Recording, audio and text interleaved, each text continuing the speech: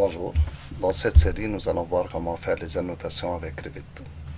Euh, Comme vous voyez, le plan de Revit, il est possible de les dupliquer et en faire avec des apparences différentes. Certains plans, on peut leur donner des apparences pour présentation et d'autres pour dessin technique de construction. D'ailleurs, il n'est pas possible de placer un plan sur plusieurs feuilles ou plusieurs fois dans un set de feuilles, à moins qu'on le duplique. Il est permis de placer un dessin une seule fois sur le set de feuilles. C'est pour cela, si on veut placer le même dessin plusieurs fois, il faut le dupliquer pour chaque fois. Et quand on le duplique, on peut lui donner un nom approprié à chaque fois. Donc, pour ce plan ici, donc nous allons voir que c'est le plan design, c'est pas de lumière. Donc, c'est le plan de bureau, disons. Plan bureau. Donc, on va l'appeler plan technique. Bureau. Et les autres, ils peuvent être pour la présentation. Par exemple, j'ai ici un plan de présentation. Ici. Donc ça, c'est pour la présentation. Il a plus les couleurs, le rendu, la lumière. On peut avoir plusieurs aspects. D'ailleurs, on peut développer un cartouche différent pour la présentation. Tandis que pour le plan technique, nous allons nous soucier beaucoup plus des éléments techniques. Donc, qu'est-ce que nous allons présenter dans un plan technique? En gros, je vais vous montrer ici les différents éléments importants que nous allons intégrer. Nous allons ajouter des lignes 2D essentielles pour le dessin. Ajouter par exemple des symboles, et je vais vous montrer où chercher les symboles. Ajouter des keynotes, du texte et des codes. Donc ça, c'est des éléments importants à penser. Maintenant, normalement, il y a des symboles spécifiques à respecter.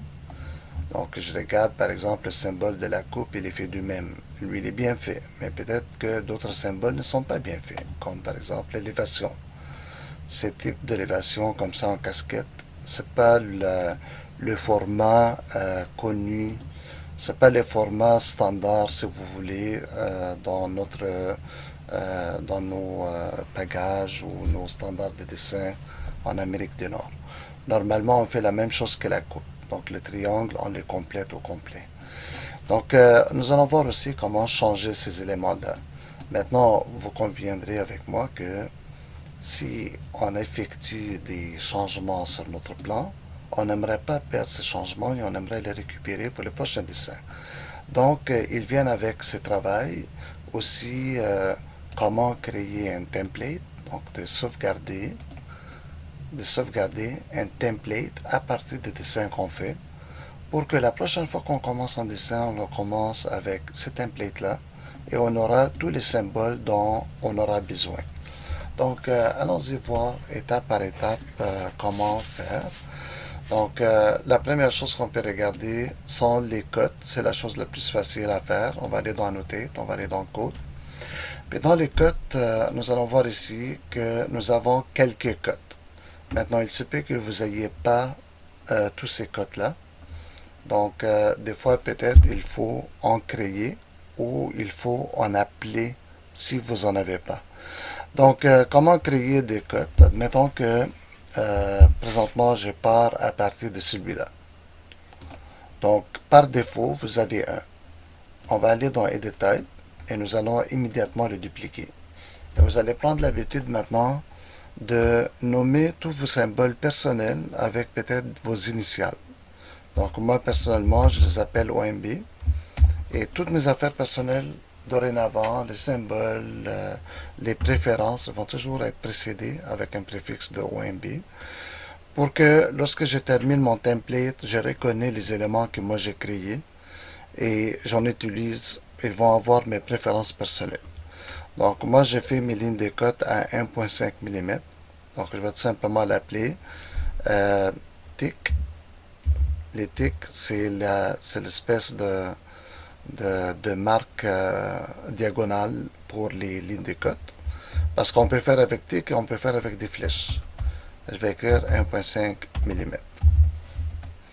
Donc maintenant, je vais aller vérifier rapidement. Donc, j'ai fait ça avec vous. des lignes contenues. On peut avoir les lignes de dimension pas contenues. Les leaders, quand c'est une flèche qui identifie quelque chose, c'est un arc. Leader tick mark. Donc les tick marks pour un leader, c'est une flèche à 15 degrés. Donc quand c'est seulement une ligne d'identification, ça va être une flèche. Show leader when text moves away from origin, ok. Tick mark, on va mettre un diagonale. Mais un diagonale, il n'est pas dupliqué, il n'est pas comme assez épais des fois. Je vais juste voir. Donc c'est une diagonale de 1,5 mm. On a une diagonale de 3 mm. Donc on va prendre ça. Mais ici, comme vous voyez, les line weight. Donc l'épaisseur de diagonale. Donc ici, je vais prendre peut-être 4 pour qu'il soit bien comme identifié. Désolé, ça ici, c'est le line weight de la ligne de dimension. Ça, on les laisse à 1. Mais les tick mark line weight, on les met à 4. Donc comme ça, il va être épais. Moi, je trouve que Revit, il devrait nous faire une page d'apparence qui nous montre l'exemple, qui nous montre un peu de quoi ça a l'air, un peu comme dans AutoCAD d'ailleurs. Donc, Dimension Line Extension, ça dépasse de 1 mm. Witness Line Control, Gap to Element. Witness Line Gap to Element. Donc, ça, c'est la différence, c'est 1,5 mm entre la ligne et le texte. Et si l'extension est de 1,5. Donc, Dimension Line Extension, ça, c'est les extensions verticales. Et ça, c'est les extensions, les Witness Line Extension. Donc, c'est l'autre sens. Mais qu'on voit, ils ne sont pas de la même dimension. Ici, 1 mm, ici, 1,5. Ce qui va faire que moi, je préfère qu'ils soient égales. Puis, je pense que je mettrai les deux à ou bien 1,5 ou bien 1. On va essayer 1,5. Si on l'aime pas, on va le changer.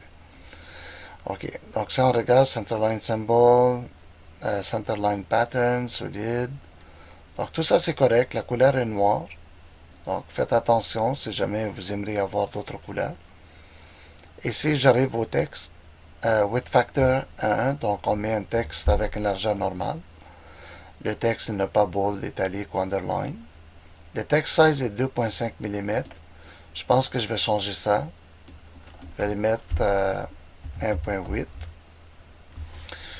Puis le text offset, donc ça c'est le décalage du texte de la ligne de dimension, il est de 1 mm.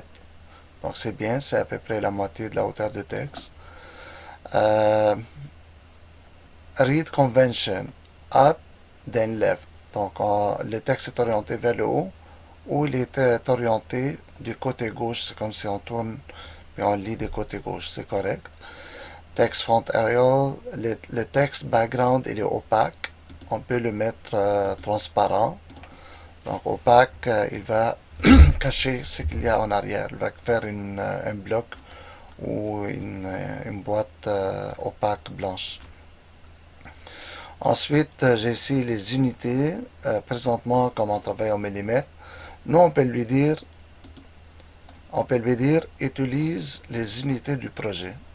Donc si on change les unités de projet, il change les lignes de dimension en même temps. Et on peut aussi enlever ça et faire une distinction entre les lignes de dimension. Et par exemple, quelqu'un qui est habitué de travailler en millimètres, mais il doit remettre son projet en pied-pouce.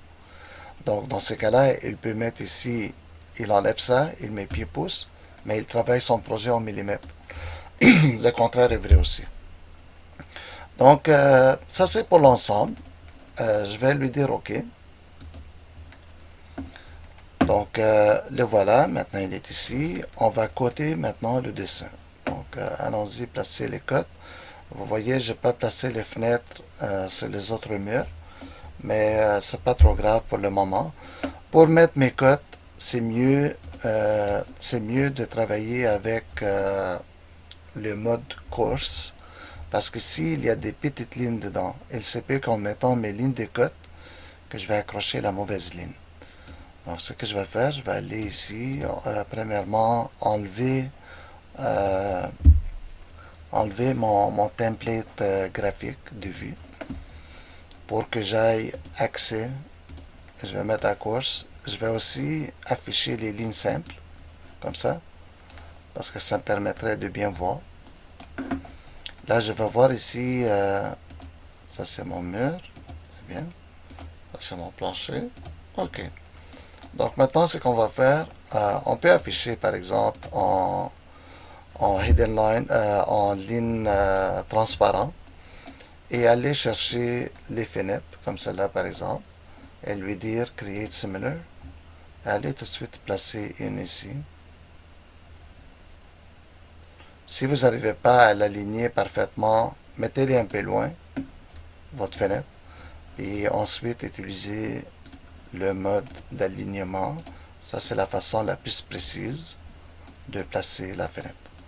Donc, il faudrait qu'on place une fenêtre pareille. On va faire Create Similar.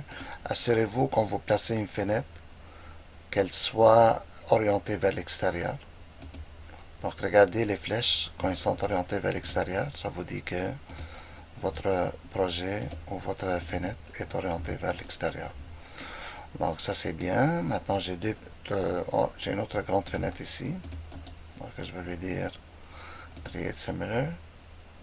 On va aller la placer ici. Et je vais aller l'aligner comme il faut. Donc, comme ça. Là maintenant, je vais aller créer les petites fenêtres. On prend ça, on va dire Create Similar. Je vais aller les placer tout de suite toutes les deux, ici et là. Puis ensuite, je vais aller les aligner toutes les deux comme il faut. Il vaut mieux faire le travail proprement que d'essayer de le faire à l'œil puis que ce soit pas précis. Donc je vais aller maintenant en Hidden Line, comme ça. Et là maintenant mon dessin il est prêt. On va sauvegarder. Et maintenant je vais placer mes cotes. Donc je vais vous montrer comment on place les cotes. Et comme ça on finit cette section ou cette partie du travail. Les cotes, il faut les faire en plusieurs couches.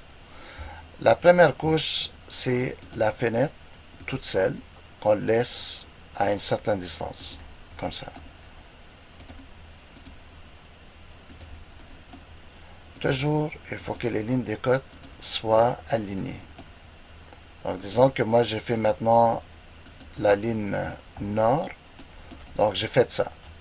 Maintenant, ma deuxième ligne, je vais aller du côté. Là, ça dépend. Ça peut être le centre, si vous avez des lignes d'axe. Ça peut être de l'extérieur, ça peut être de l'intérieur, dépendamment de la situation. On ne peut pas compter sur la ligne extérieure d'un bâtiment parce que les finitions de fois peuvent changer, donc c'est difficile de le savoir. Le mieux, c'est vraiment la ligne d'axe. Maintenant, je n'en ai pas. Dans certains cas, lorsque c'est à l'intérieur, vous utilisez les lignes intérieures de mur. Donc pour ce cas-ci, je vais utiliser les murs extérieurs. Je vais aller au centre de la fenêtre. Je vais aller au coin du mur, au centre de la fenêtre. Et là, je vais aller prendre tous les centres de fenêtres. Et là, je vais prendre le coin du mur. Et ça, vous allez voir que Revit, il snap à une certaine distance de la ligne précédente. Donc ça, c'est normalement la distance standard qu'il faut respecter. Regardez comment je commence à voir qu'il y a ici un problème et qu'il va falloir que je l'arrange tantôt. Maintenant, ma prochaine ligne de cote, elle va prendre les volumes du bâtiment. Comme ça. Donc les volumes, je vais prendre à chaque fois qu'il y a un crochet dans mon bâtiment. Et la dernière ligne de cote, elle va prendre l'ensemble. Donc maintenant, on peut dire qu'on a terminé cette ligne de cote. Donc ici, je peux venir et décider maintenant quoi faire avec ma ligne de coupe. Donc je peux la mettre comme ça. Il ne faut pas trop intervenir avec l'architecture. Peut-être que je peux la faire embarquer un peu. Peut-être que je peux pousser cette ligne un peu vers le haut. D'ailleurs, je trouve que la distance ici n'est pas n'est pas standard.